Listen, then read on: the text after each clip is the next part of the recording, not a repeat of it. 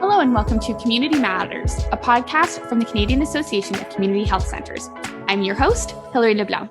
This year, we are celebrating 100 years of community health centers, with the oldest being in Mount Carmel Clinic in Manitoba. And if you haven't seen that episode, make sure you go and check it out. We wanted to hear from some emerging community health centers in their respective provinces to hear about their work, how they started, and the impact that they are just beginning to have. We are joined by Rita Macleod, the Executive Director at Lower Columbia CHC, which is in Trail, British Columbia, and they're only a year old, as well as Susan MacConnell, the Executive Director at Pictou County Community Health Center in Pictou, Nova Scotia, also only a year old. Some baby community health centers, which is so exciting. How are you both doing today? Great. Thanks. Good. You're good. Perfect. That's what we love to hear. And I'm so excited because I've been in this role for 5 years, and hearing about 100-year-old CHCs and 95-year-old CHCs, it's nice to see the movement really starting to sprout new places in these respective areas, bookending the country. So I'm excited to hear from both of you today. Susan, I will start with you. If you'd like to tell us a little bit about Pictou County Community Health Center, the community you serve, and the programs that you are offering. Sure. Thanks. So we are in, as you said, the bookend of the country on the northeast side of Nova Scotia. So if anyone has ever taken the ferry to Prince Edward Island, that originates in Pictou County. So that's the community that we serve. So we have a population here of about 50,000 people over like a 100-kilometer span. So what that looks like is that we have a few towns and we have a lot of very small rural communities. And how our CHC came into being was, I call them our founding mothers. They gathered around a kitchen table and talked about the fact that we didn't have a community health center in Pictou County. And why was that? Because we really did have a need. And when they were looking around the community, they looked at the fact that a quarter of our population does not have a primary care practitioner of their own. So doctor or nurse practitioner, they're on the what we call the list, the Get a Doc list. So that's a quarter of the population. About a quarter of the population is senior, and many of those are isolated in smaller communities. We have a thriving African Nova Scotian community who has often been underserved by the traditional healthcare system, because our African Nova Scotian communities really go back centuries in Nova Scotia. So there's a lot of long-term systemic challenges that go alongside of that. And then we have, unfortunately, as many communities do, a sort of expansive underhoused or unhoused community as well. And so when they looked at all of that need and the need to access care, that's, I would say it was around 2017, 2018, that they came around that kitchen table and started the discussions. They went to our local health foundations and asked for some funding to do a business plan, did that business plan. It showed that, in fact, this was a need. And so fast forward a few years, they got some funding from the Aberdeen Health Foundation to hire some staff and open the doors here. And so that began our foray into serving the community here. That's amazing. And I absolutely adore the kitchen table, because as an East Coaster, I know that is a very real place where you can have music, you can have food, you can have community, and you can come up with the CHC business plan all around the same table. So I completely understand that. And I think it's awesome. Thank you for giving that timeline as well, because I was curious with an emerging CHC, like how quickly can you go from idea to a doors open conception. So that's great. Thank you. And Rita, now tell us a little bit about Lower Columbia Community Health Center and the programs that you offer in the community that you're serving in Trail, BC. Yes, for sure. So I'll start with the geography and just kind of ground us here. I'm joining this call today from the traditional unceded territory of the Silks, Snakes, Secwepemc, and Ktunaxa peoples, which in what is colonially known as Trail, British Columbia. Now, our area of the province, we are in the southeastern part of British Columbia, very close to the US border. This area, we call it kind of the Greater Trail area or the Lower Columbia. It encompasses like 5 small cities, the city of Trail, Rossland, Warfield, Montrose, and Fruitvale. And we're talking cities that the Trail's the largest with about 8,000 people, down to, maybe Montrose with like 1,500. The whole population in this area is around 19,000 people. And right now our community health center serves 30% of those people. And when we're fully done being stood up and staffed up, we'll have about 40% of the community's population served through our CHC. So we came into being when there was a real crisis in recruiting and retaining family physicians in our area.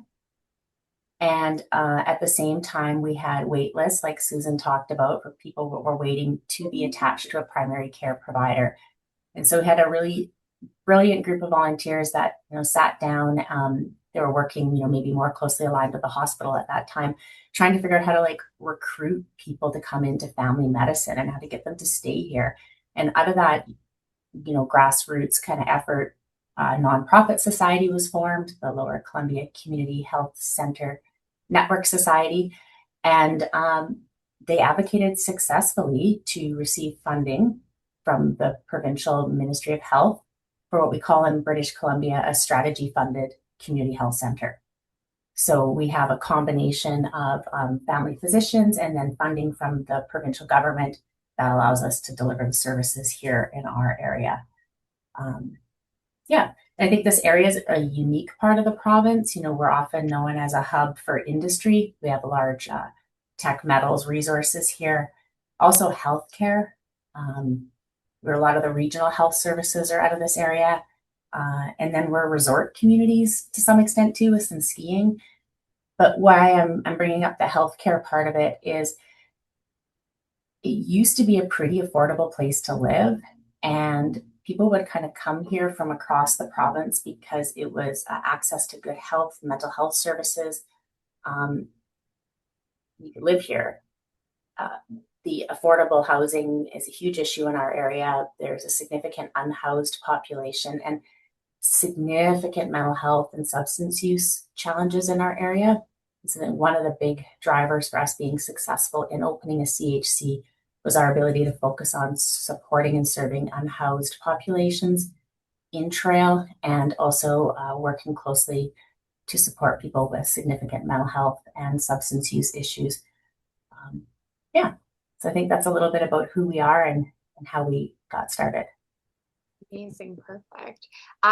So I do feel like you both did touch on my second question, which is what that need was in your respective communities. Mm-hmm. I am curious as well, though, when we touched on a bit of the programs, I know that you both mentioned that attachment piece and primary care piece, but I am curious if you're doing anything outside of that. So I know, for example, Susan, you mentioned the African Nova Scotian community, which being a Black New Brunswicker, big fan. But I am curious, in terms of queer community, diabetes care, all these other things, if you wanted to both extrapolate a little bit on those types of programs, if you're offering them, and if that ties in a bit to that need that your communities had that led to you opening. Rita, if you wanted to continue.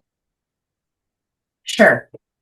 Yeah, so a little bit about our team composition, and then I can jump into the programming that we're providing. So we are set up to have 5 family physicians and 2.5 nurse practitioners.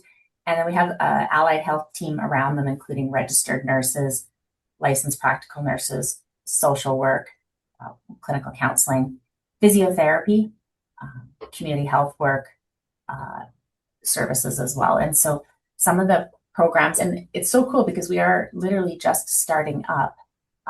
We have a really awesome outreach team.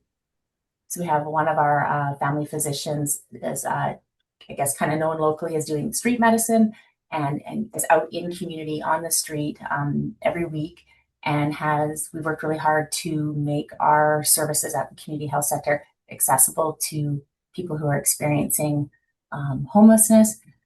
We work closely with the mental health and addiction outreach services team to meet people where they're at and provide services in community, at the shelter, or here at the community health center, whatever we can do.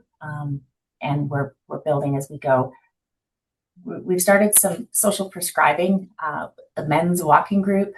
We're leaning into some cooking and some group programming that way. And I think our counseling services and social work is something that we're really, really proud of. We were able to recruit a diverse group of social workers with experience from working with children and youth with support needs through to trauma-informed practice and housing and income security support. So what's been really exciting for me is not necessarily knowing the right thing to do right away, but as a team being able to figure out how to approach each of these problems and opportunities in the right way. And so we're working with the other agencies in this area to figure out what types of outreach and social supports and services that can help impact social determinants of health. And then we're developing our programming based on like, where are there gaps or where can we help lift up another organization or partner with them? Yeah, a bit about what we're doing and how we're doing it. That's awesome. Susan, if you wanted to share as well a little bit about that program piece and some of the needs that, caused you to open your doors in Pictou. Sure. Rita, you're living our dream. Just would like to add that's our goals of where we want to get to have those practitioners. Oh, it would be incredible. We did not launch with the same number of practitioners, but we have worked very closely with Nova Scotia Health. I will say we have been very fortunate to have incredible leaders in our zone of the province who have really recognized and jumped on board from the get-go with us in understanding the value that a CHC brings that is not necessarily accessible for the broader health system. So we often say that we're building the airplane as we fly. We opened the doors and decided to just go. So we started our team with 3 of us. So I was in this executive director role. And so my role was kind of getting things set up, hiring the staff, and starting to build those partnerships that would enable us to serve folks faster than we would otherwise be able. And then we hired a program developer whose role was really to look, where are the needs, what kind of programs can we offer ASAP in order to help start serving those populations who had those needs. And we hired a community health worker who originally was going to be called a navigator, but that became a phrase that was often overused. And so that is essentially what she does. But her job is a community health worker. So she really provides that connection piece to the folks who come into the CHC. Oftentimes they come in, most people walk through the door and say, "Do you have a doctor?" To which we say, "No, not yet. However, what do you need?" So people come in, they may need help filling out a dental care form. They may need help with pharmacare. They may need help connecting to social services, disability supports, mental health resources, primary care, whatever that may be. And so we spent the first few months really looking at, why are people coming in? Why are they calling? What do they need very specifically? And then how do we get that to them as quickly as possible? And so thankfully had started those conversations already with Nova Scotia Health. And then we're able to say to them, okay, one thing that we have identified is that people need consistent, reliable primary care services in spaces where they are, places that are accessible to them. I think, Rita, we have similar kind of geographies in terms of those little towns and then the outlying areas. And so we looked at those needs through the lens of supporting people where they are, going to them, and helping address the needs as close to home as possible, because that also takes into account the fact that there's beyond the towns, there's no transportation services available. So to get people from point A to point B is often the challenge, particularly with those senior populations. So we've gone out to community halls and done health and wellness sessions, done medication reviews, falls prevention work, that kind of thing. Again, in alliance with Nova Scotia Health. And then we also have an exciting new project ahead of us that was just recently funded by the Department of Health and Wellness in Nova Scotia. And so that is going to be looking at chronic disease prevention in communities. And we hope to be hiring a couple of RNs to do that work. So that's exciting. And it really is looking at that population of 30 to 55-year-olds who only go to the doctors when they're sick. And what's happening there is that we are seeing chronic disease numbers that are somewhat off the charts, I would say, when you look at diabetes, when you look at COPD, hypertension, those kinds of things. And so what we're planning to do, and this is a trial to see if it works, is go to where people are. So swimming lessons, 4-H meetings, soccer fields, pancake breakfasts, those kinds of things, and saying, hey, while you're here, do you want to just have a little checkup? So that's our exciting move ahead. And then, as I say, building the airplane as we fly, we're seeing what the opportunities are for the next few years. Thank you. Susan, I'll ask you as well, because I'm curious. I know like Nova Scotia, comparing the two places, at least what it seems from like our federal lens is that British Columbia has a ton of emerging CHCs. Like they recently, I think for at least members of the Catch Association, we've got, I think like 40 community health centers in British Columbia, and quite a few of them are emerging. Whereas in Nova Scotia, we have like 4. And you're the emerging one now, so I think you're 5th. So it really shows you how like the landscape is different. So I'm curious to ask, why the community health center model is crucial to healthcare in your opinion, but also just curious, like, what was the perception, I guess, of community health centers before opening Pictou? Because I know we have like North End and Antigonish Women's Resource Center and Tri-County Women's Resource Center. And I'm imagining, again, knowing my East Coast brain, it must have been quite a trek to get to those places. But I'm curious how you get to the place where you're like, that is the model that we want. So why is it important, and why was that the model, I guess, that was chosen? That's a great question. And I will say, originally, before I was in this role, I was on the board of the Health Foundation. So this is how I learned about the Community Health Center, was when they came and asked us for money at the time. Up until that point, I quite frankly, I knew the North End Community Health Center because I had lived in Halifax, but I still didn't understand that it was different from Nova Scotia Health. I had no concept of a community health center up until 5-ish years ago. And when I learned of the community health center and how a community health center model of care is different from the traditional health center model, it again, as a funder at the time, it was an aha moment of, okay, wait, we can focus on local needs, very specific to this community. It's led by people in the community, like it's a community governed model. It enables us to adapt and change in a very short period of time. Because if you look at health crises, or you look, aside from, yes, chronic disease, we've seen those numbers rise over the years, but 10 to 15 years ago, housing insecurity wasn't a top of mind issue in our community for most people. There were people who were housing insecure, but it wasn't something that you saw every single day.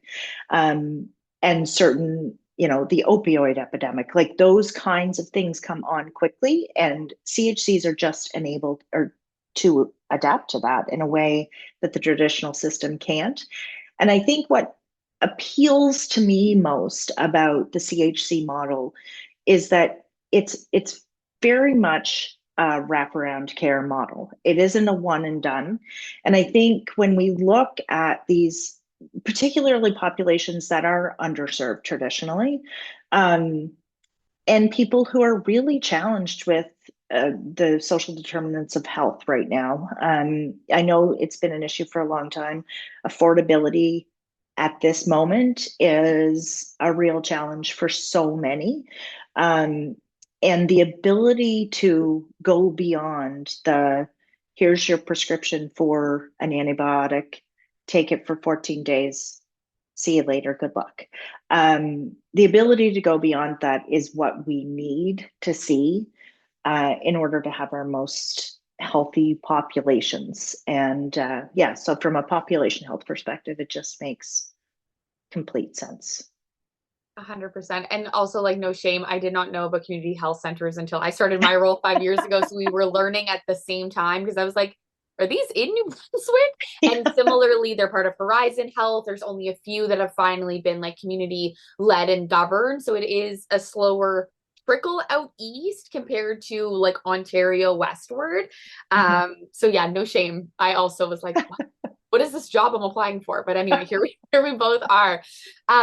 So Rita, and like I already sort of explained on the converse side, I mean, BC just has them popping up. So I'm curious if it's part of that wave that, encourage your team and group to open Lower Columbia CHC, and what your, stance is on why CHCs are such a crucial healthcare model.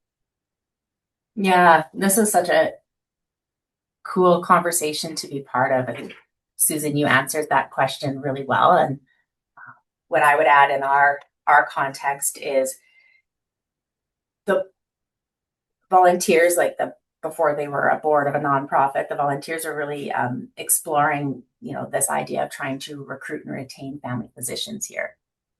And looking at that traditional, model of a small privately owned clinic where the physicians, have to do the administration and the staffing and order the supplies and kind of run the whole business, didn't appeal for a lot of new graduates or a lot of people coming into the wanting to went to school to do medicine. And so I think the community health center provides an option for people, for physicians to come in and nurse practitioners to practice and not have to have that responsibility for the overall business, which is really appealing for a lot of people, not for everybody, but for a lot of people.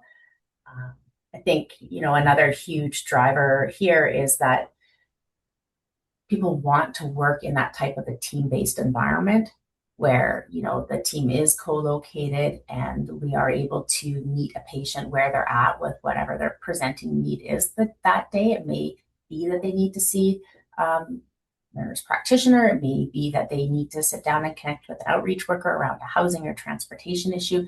But that responsiveness to meeting people where they're at, I think, is a huge reason why the community health centers are, so valuable and appealing.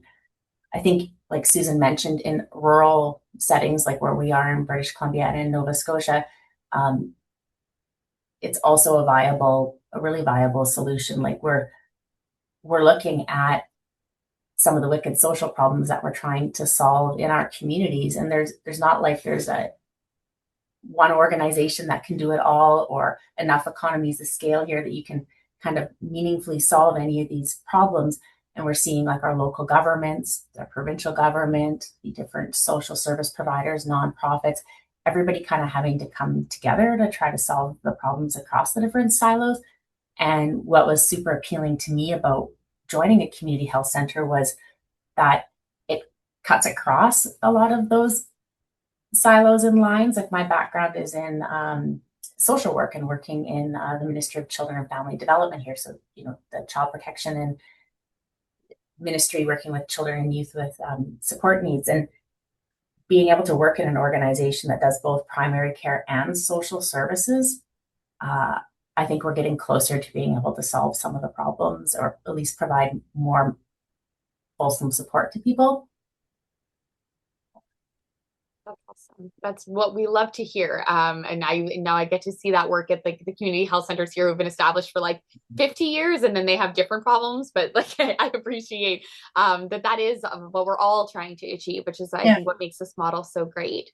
Rita, I'm curious about your successes. And now I know that like your community health centers are both only a year old, but I do know like just having your doors open is a big success. But I'm curious if you had any other successes that you wanted to share with the listeners? Yeah, it's good to reflect on the successes because, maybe Susan can relate, but sometimes it feels a bit like drinking from the fire hose and you're just running to get the next thing going and never taking a moment to take stock. I think where we're at with our attachment numbers has been really cool. Like one of the things that the Ministry of Health in British Columbia is focused on is net new attachment, taking patients off of the wait list and being able to connect them to a provider and to team-based care. So we've, connected over 700 patients that were previously waiting for services.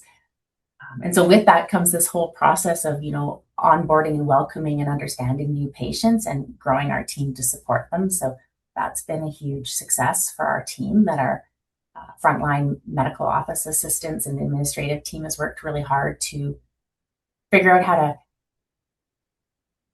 work differently. They're working at a different pace and trying to do things in a different way. I think another success for us would be we were before the nonprofit was able to open the community health center, there was a private clinic with some really amazing thought leaders who wanted to become a community health center. And so those providers kind of drove this and came down and joined the community health center and brought their team with them. And they had their traditional patient panels, mixed panels of patients. And then we kind of added a bunch of new people in, and we started to focus on these high priority groups of really marginalized, vulnerable people.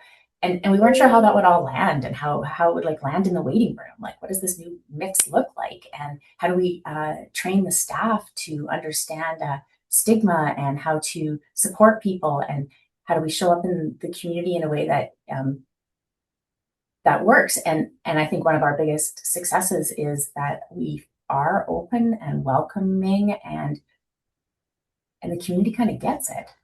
And that's pretty cool. I think a couple more things I'll mention. We are the only clinic in BC with an accredited facility dog. So we have a black lab named Ireland. And Ireland just happened to come with one of those amazing social workers that I was telling you about. And so we have a therapy dog on site. And Ireland meets the patients. They would like her to sit through treatment with them or sit through a counseling session. And worked really cool with some of our staff and with patients in terms of people that weren't feeling comfortable around dogs or were having a hard time talking through a tricky situation. So having her present on site has been a huge success. And the last thing I'll mention is we're 80% staffed.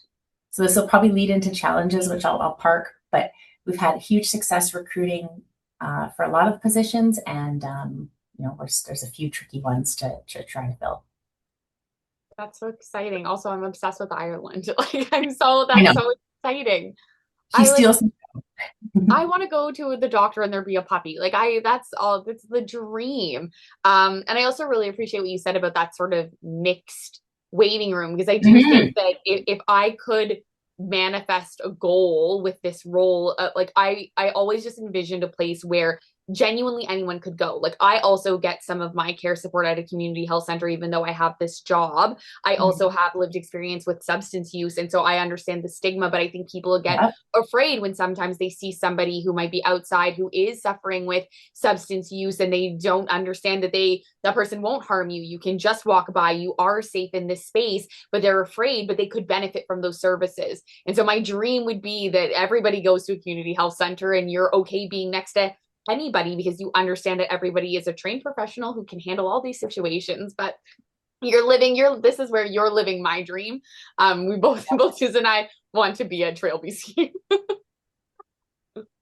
Awesome. And Susan, tell us about Pictou's successes that you've had in this short but successful period of time. Oh, I really want a dog here now. I have a dog, and he would be the worst therapy dog on the planet. But I'm even more envious of that, Rita, than maybe the doctors and nurse practitioners. Sorry, this is going out broadly. I shouldn't say that. Yeah, so for us, really, the successes have been around genuinely opening the doors. But there are specific people whose lives have been impacted in immeasurable ways throughout the last year. That, when I had moments of, oh, this isn't moving fast enough, we need doctors, we need nurse practitioners, we need all the allied health professionals.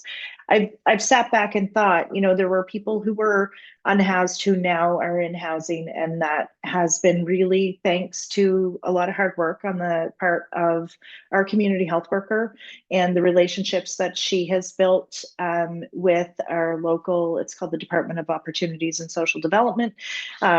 The caseworkers there, how they have worked together. And Rita, some of what you said is really coming back to me around that breaking down of silos and how we can work across those. And there are times that I have those moments of realizing that this has been my dream for a long time, because every time I sit in a room with a lot of different, say, departments or organizations or whomever, who are all doing bits of something, but not necessarily collectively doing the big bits that need to happen in order for people's lives to really be changed and to maximize the potential of everybody who's sitting around those tables. And so when I look at the successes we've had this year, it hasn't been us alone typically.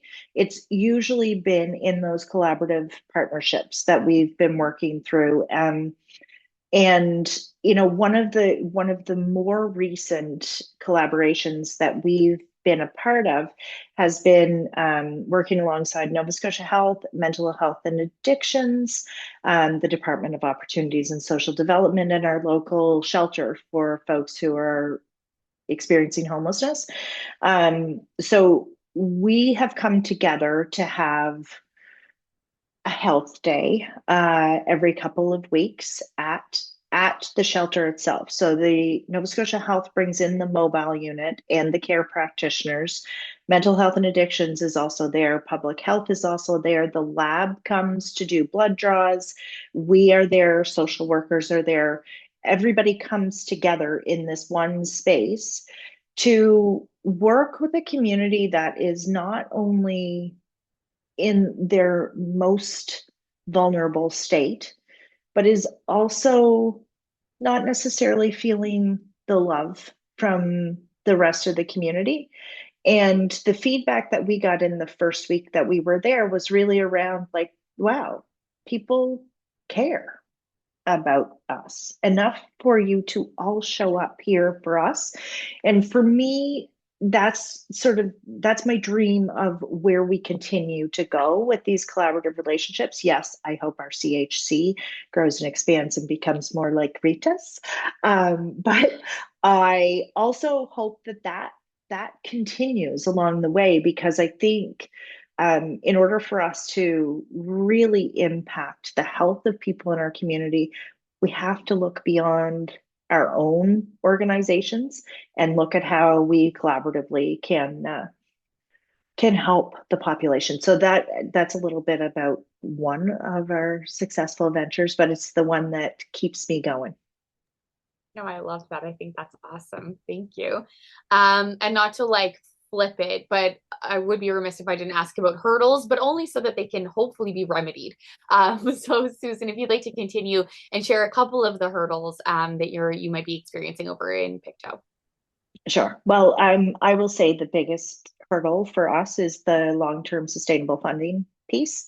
We are not integrated into the system. So the Department of Health and Wellness has been generous with the Nova Scotia Association of CHCs and invested in that organization, which then gets filtered out to the CHCs in Nova Scotia, which is wonderful, but it's not enough to sustain any of those organizations. And so a big part of most ED's jobs or CEO's jobs in Nova Scotia around CHCs is asking for funding, finding the funding, spending the time on the request for funding, and then on the follow-up reports for funding. We have been very fortunate in that our funder really just asked us to help them improve population health. So the demand in terms of very specific asks was one that is very reasonable for the work that we're doing. And so it has enabled us to continue to look at local needs, adapt to those, adjust our offerings according to the needs of the community, not the needs of our funder. But without, I'll say, a funder that's not self-interested, for lack of a better term, even though those interests are probably very good. But just a general funding for health. Without that, it really creates challenges around that long-term planning, even around our messaging, like who we are now, who we're going to be, not over-promising, not under-promising. Just as we've grown, that has been one of the biggest hurdles, I would say, is just to be able to, where do we position ourselves in the community without creating a vacuum that may not be filled if we don't continue to receive funding. And on to that, I would add the HR challenges that come with that, in that we can hire people on 1-year contracts, right? And that's not really fair to the staff, and it's hard to recruit. 100%. Thank you for sharing. And Rita, if you'd like to share some of the hurdles that you're experiencing over there. Yeah, just taking notes, listening to Susan talk, a lot of similar experiences. In British Columbia, we have the BC Association of CHCs is doing advocacy and helping us community health centers with some of the pain points we're experiencing around our funding, helping us look at our overhead, helping look at some of the challenges around recruitment for some key positions. And I think that collective look is really important for us to be heard. So that is huge. I think two things come up for me. We need sustainable base funding so that we can play big, I guess. So, if you want to, we can go after opportunities to generate some revenue. We have a vision of having 2 other sites in our communities. We'd love to be able to, as a nonprofit society, generate some revenue to be able to fund these other community health center locations. And so, being able to work with the government to help us become more independent. And we are applying for grants, and we are looking at fundraising opportunities, and we are doing that work that nonprofits do. But part of our strategic plan, one of our priorities, is to become more financially sustainable. And I think part of that looks at what opportunities are out there, and are they mission aligned, and how much effort's involved in going after that grant and reporting on that grant is, and what are the requirements to receive the funding? Is it aligned with the work that we want to do? So we're trying to be really thoughtful about that. Because it's a huge lift, and it's a huge amount of time, and not always bringing in funds in a way that will let us be more independent and more resilient. So I think that's a big one for us, the financial sustainability and independence. And just a tiny bit on some of our pain points, recruitment wise, we have a couple of key positions. Like, we can't find a physiotherapist. We can't, if you know any that would like to come to British Columbia, please tell them we are hiring at Lower Columbia Community Health Center. We are looking for physiotherapy, registered nurses, and some casual LPNs. But there are specific positions where the salary that we can offer with our ministry funding may not be competitive, or it's such a competitive job market that we aren't able to recruit folks to those positions. So that's one I would like to highlight. And I think some of the IT costs are also rising quite a bit, maybe a little bit more than we can keep up with cost of living adjustments. So some of our tech stack, our software to do our EMR or payroll and things like that, they go up quite a bit, and it is hard to figure out how to cover those costs. Thank you. I'm going to jump ahead to the next question, because I just think that it aligns well with this, because I'm really curious. A lot of the issues that you're saying are echoed by the more established CHCs as well. They are not just a new CHC problem. When we look at funding, policies, workforce, recruitment. So I'm curious if you can touch a little bit on your experience with that, which I feel like you both have, but also I am curious, and I know I asked this again later as well, but when you were looking at CHCs that existed and looking at the model of care, looking at the CHCs in your community, I'm just curious if there was any way of like seeing the work they're doing and like figuring out if there's a way to adapt to make it somewhat different, or if there was always this acceptance piece of, the funding might be difficult and we might not get that base starting point, but we still know that this work matters, so we're still going to do it. So sort of a twofold question of, how are you navigating some of those specific funding, workforce policy challenges? And did you get any glimmer of insight from any of the established CHCs in your communities, or even the associations that you mentioned that we both love and support? Susan, if you want to start. Sure. Yes, I will just say I am so grateful to belong to any associations who have that experience. So the CACHC and the Nova Scotia Association of CHCs. I have found, I spent most of my career in corporate world and moved over into this world a year and a half ago. And what has struck me, not just with the associations of CHCs, but with the nonprofit sector in general, is the generosity of others to support and educate as requested. And so the Nova Scotia Association of CHCs has been a bit of my lifeline. I attended my first meeting with them and with the CACHC in my first 2 or 3 months. And the number of EDs who reached out to me personally afterwards, it was almost all of them. And what do you need? What can we help you with? And so in terms of policies and procedures and setting up governance models and all of the pieces that go alongside this development, they have been so incredibly helpful. And I will give a special shout out to Roger and Lorraine with the Chester, our health center. Very similar demographics in the community, and they're a fairly new CHC as well. And both Lorraine and Roger have been incredibly generous with me. All of my questions. How did you get this started? Who did you talk to? What works? What doesn't work? What do you wish you had done differently? We have what's called a phase 2 committee for our CHC that is looking at the next phase of our development. So we're here now. What are we going to be in 5 to 10 years? They came to speak to us and to give us their, lessons learned, opportunities where they had great successes and so on. And so I will say, I don't know that it would have been really possible to go alone, or it would have been 10 times harder than it was. So I'm just incredibly grateful.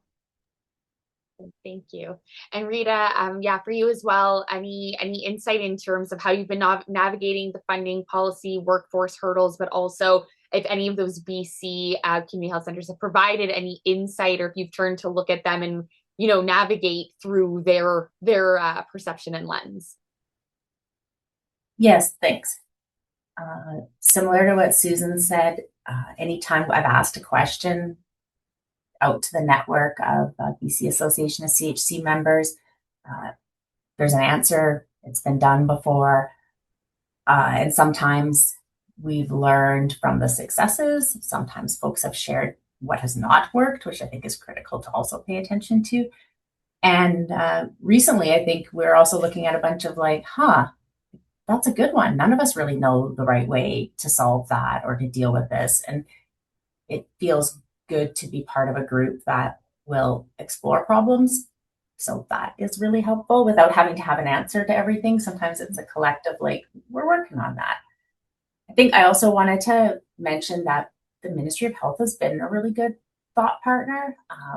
I have been really impressed with their interest in, like, they just want to be put into the picture. So if we're doing something a little different than we originally said we were going to do, or if the plan isn't quite working out, like, I kind of just want to know why and how we're doing it. And that feels like a great relationship, like the way I'd want to look at a contractor funder relationship as a partnership. I think that has been something that our board has really built up with the ministry over the years to get to a place where we got the contract for a strategy funded CHC. And I think that's been a way we've been able to work through some of the policy and workforce and other startup kind of barriers that we've experienced. So, yeah.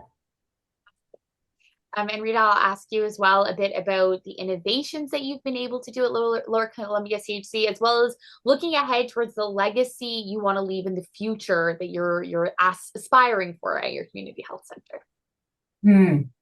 It's great. One of the innovations is how we approach working as a team. So we are working, our board chair would describe it as a flat hierarchy.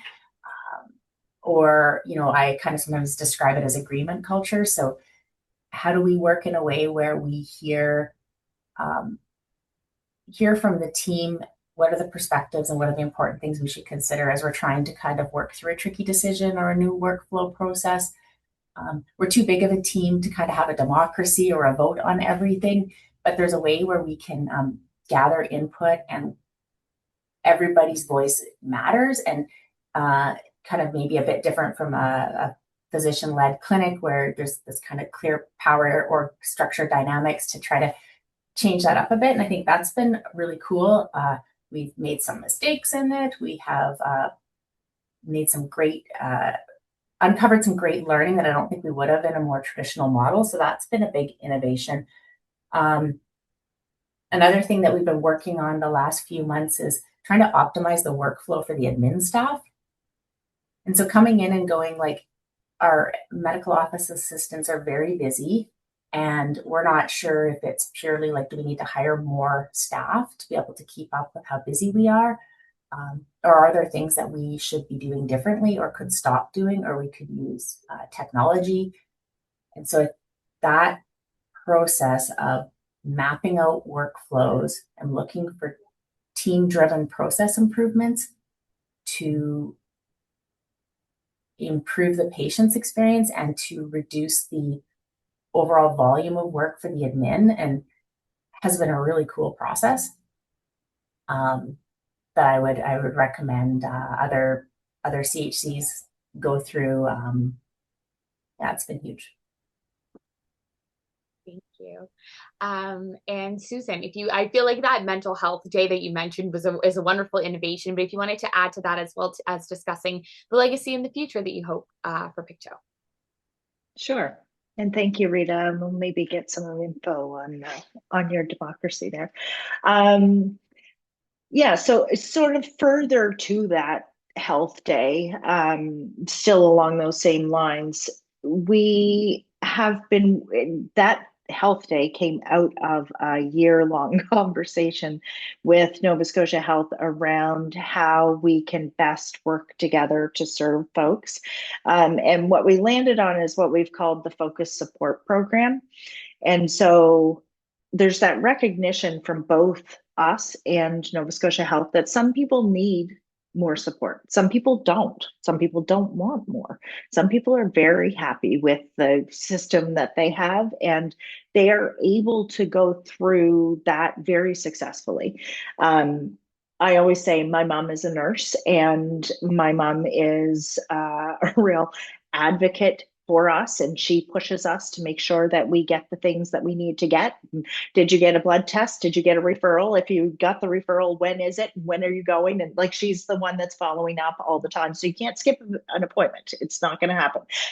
But not everybody has my mom, right? Not everybody has somebody who is in their corner and gives them that focused support that they need. So the conversation, how this started, and it landed in this health day, but it's also landed in a different stream with Nova Scotia Health, and that is that there are some people for whom new diagnosis, so say someone's diagnosed with diabetes, for example. For us, for me, that would be upsetting, maybe devastating. I would be very upset with it. I would, again, tell my mom and she would help me navigate it. Yes, I am 51 years old. And also she will still help me navigate that. Not everybody has that. And it also is not necessarily a care plan that you're going to ever be able to follow. If you're really struggling to like pay your rent, buy food, get from point A to point B, if you don't have sick time at work, if if you're struggling in any of those areas, that diagnosis and that care plan are basically just going to be impossible to follow. And so that's where we are hoping to come in through this focused support program. Right now, we have there's a clinic called the Primary Care Clinic that's for unattached patients. So we're able to send people to that clinic from the CHC through a referral. What the focused support program will look like is that will be a two-way process. So if people are identified as needing focused support, then they will be referred back to us, and our team here will help with the follow-ups. And do you need help booking blood work appointments? Do you need a phone call in the morning of your blood work appointment? Do you need help paying for a taxi, buying test strips, all of the different things that go alongside following a care plan? So that's been work in progress. Like I say, it's been a year of us trying to go through what that looks like, and it has really required two trusting partners on either side of that.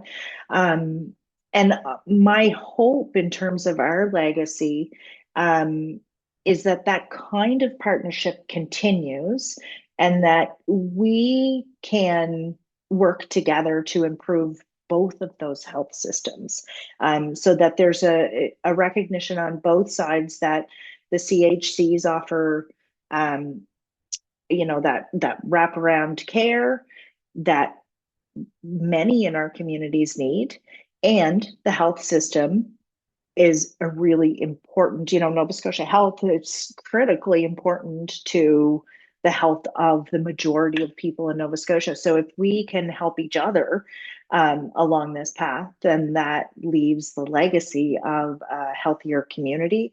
And from a CHC perspective, I really want people in our community to know that there's a place they can go for care, period. That exists, and that we are a welcoming space where they will get the care they need. That's awesome. Thank you. All I've learned in this episode is that I need a dog named Ireland and I need Susan's mom, and then everything will be okay. These are the two best support resources I've heard of all day. Also, I know so many people who they're over 50 and they're still like, mom. We still always need moms. Please, mom. So as we're starting to get to the end of the episode, I did want to ask again, just to extrapolate on if either of you have any hopes of what you aim to learn from the other older CHCs. I know I specifically touched on that funding bit and the policy bit, but Susan, I'll ask you to start. Is there anything else that you're, when you're looking at North End and all these other community health centers that are in your area and across the whole country now that you're connected, is there anything you're hoping to gain and learn from the network that we have? Well, I'll come back to something that Rita said, was really looking at what didn't work. So I think it's really important to learn from what did work, clearly, but there's so much to learn within that but back to the innovations, right? That's, to me, CHCs are moving quickly, adapting to needs, figuring out what those needs are, and adjusting as they go. And so, in that middle part, like, what were the adjustments that made sense, right? So, and I will say, back to North End CHC, they've been around for 50 years. There's been so many learnings that I've gotten from Marie France that she's their, sorry, their CEO, but um, that have been just instrumental in me navigating these early days and those paths that you don't need to take. Like, what has not worked, so that you can just say, okay, this doesn't really work. This might. This definitely does, right? Those, to me, those three pieces are so important in learning how to best create a space that does what we want it to do. And just building those ongoing relationships with other CHCs has really been instrumental, and I think will continue to be. Those are the people that I reach out to most often, because no one outside of the CHC world really understands what our challenges are in the same kind of way. There's lots of organizations in the world, there's lots of health centers in the world, but they're not all community health centers. And so, to be able to learn what to do, what not to do, and how to move forward, those are really the key things for me. Awesome. Thank you. And I think that's why I find this conversation so interesting, because it's sort of like we started this entire sort of segment of conversations around Mount Carmel Clinic, who are 100 years old, where there was no like AI scribe, there was no Zoom call for a podcast, there was no webinar to learn about a measles vaccine. And so you're in this very unique position where you can cut out all of this middle garbage that didn't work. You get sort of the most advanced tech place that we've ever been. We also get to navigate, is that working for your clients, and what does your community actually need? And so I just find it super fascinating, because it's like, wow, imagine if your CHC could talk to Mount Carmel from 100 years ago and say, like, don't waste 5 years trying to get that pocket of funding, because that's not going to work, but you should try this thing instead. And so I just find it super fascinating. Rita, what do you think in terms of what you'd like to learn from some of those older CHCs? Mm-hmm. Yeah. I think it's about how can we work smartly, which is not the right word, but that's the word that comes up for me.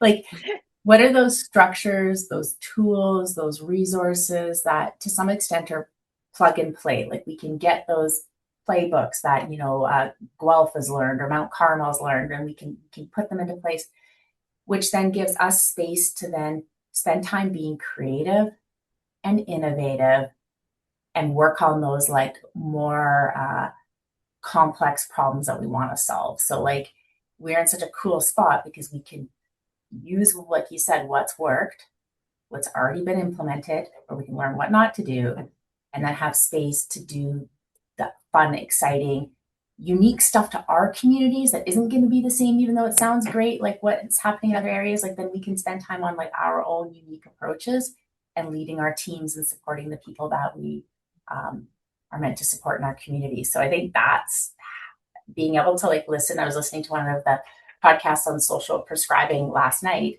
and I was just, the ideas were going, and what's possible, and so what can I learn from the other CHCs that will take some of the administrative weight off my plate, so I can get excited about a seed bank and community gardens as a way to connect people to their communities. So that's, I think, what you bring for us. Yeah. That's awesome. Thank you. Also, thanks for listening to our podcast episodes. That makes me very happy to hear that we can be a resource for these ideas. And Rita, I'll ask you as well. I know we did touch on what increased funding would allow in terms of just that base, growing your capacities. But if you have any other dreams, and if anyone federally, provincially, municipally happens to be listening to this podcast too, what would any of those increased amounts of funding allow for you to do over in Trail BC? Right. Well, I think it didn't maybe specifically state our legacy or our mission, but we at the Lower Columbia Community Health Center have a vision of integrated comprehensive primary care for all Lower Columbia residents. So we won't be the CHC that serves every patient, every citizen in this area, but we have a vision that we can improve the primary care for everybody in this area, either by showing up as a thought partner, working with the other like health authority, other primary care, or through the care that we can provide as a CHC. So increased funding for us would mean stable operating funding, so we can be at those tables, which a lot of that work isn't patient-facing work. And that takes time. It's relationship building. It's doing the big picture thinking and stuff that has to happen. So I think that funding would help us be able to show up as a partner and a leader in those spaces. We would like to have 2 other physical locations in our Lower Columbia area where we can provide services to patients closer to where they live, because transportation is a barrier. So that funding for that type of capital expansion and ongoing operating costs would be amazing. Because I do think that this is a really viable solution for rural healthcare. And we're pretty close to having something sustainable figured out here. Awesome. You're doing amazing work. So fingers crossed that dream funder is listening right now, because I always imagine someone listens to this podcast and then just writes a fat check. Yes. That's the goal. Susan, how about you for Pictou County? Any increased federal, provincial, or municipal investment, what would it allow your community health center to achieve? I might just say ditto to Rita. Yeah, long-term sustainable funding for core operations would be a real game changer for us, because we really don't have any commitment to that. And so even when you look at things as sort of seemingly simple as if we wanted to rent a space and do leasehold improvements, at this point in time, we can't do that because we can't commit to a 5-year lease, right? Or a 10-year lease, because we don't have funding that goes out beyond this year. So I think if anyone is listening who funds organizations like ours, just think of how challenging it would be to like buy a house without knowing that you had an income for the next 25 years to pay your mortgage. It's that same kind of sense of we are continuing to dream, to build out our strategy, to look to the future, to what we're going to be. And we have this in the back of our mind saying, as long as we get funding to do that. Right. So that's always there. And to not have that in the back of your mind, to be able to say, okay, we know that we're going to have an executive director. We know that we're going to have money to pay a mortgage or rent or whatever that is. We know that we're going to have funding for a program developer or for a community health worker or for whatever that is. To be able to have that solidly in front of us enables us to then say, okay, that's there. Now, what does the community need, and how do we build to those needs in such a way as we fulfill our vision, which is very similar to Rita's, right? We really want to see that people in our community have the care that they need, the primary care, the primary health care that they need to live their healthiest lives. In order for us to do that, it would be very helpful to have sustainable long-term funding. Awesome.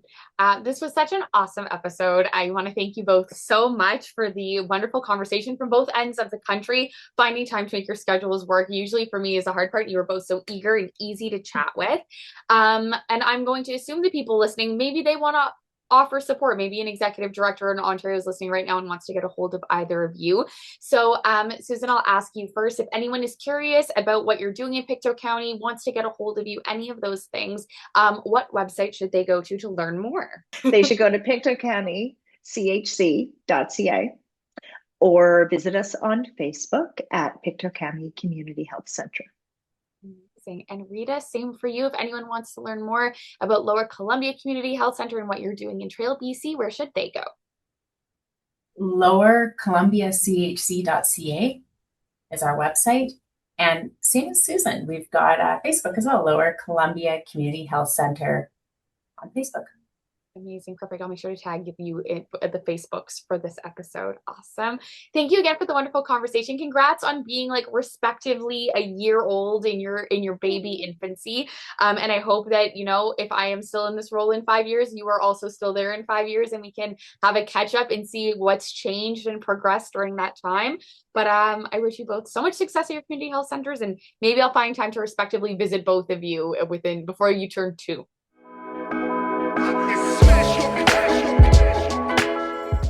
Thank you for listening to Community Matters, a podcast from the Canadian Association of Community Health Centres. To learn more about our association and the important work of community health centres across Canada, go to www.cachc.ca.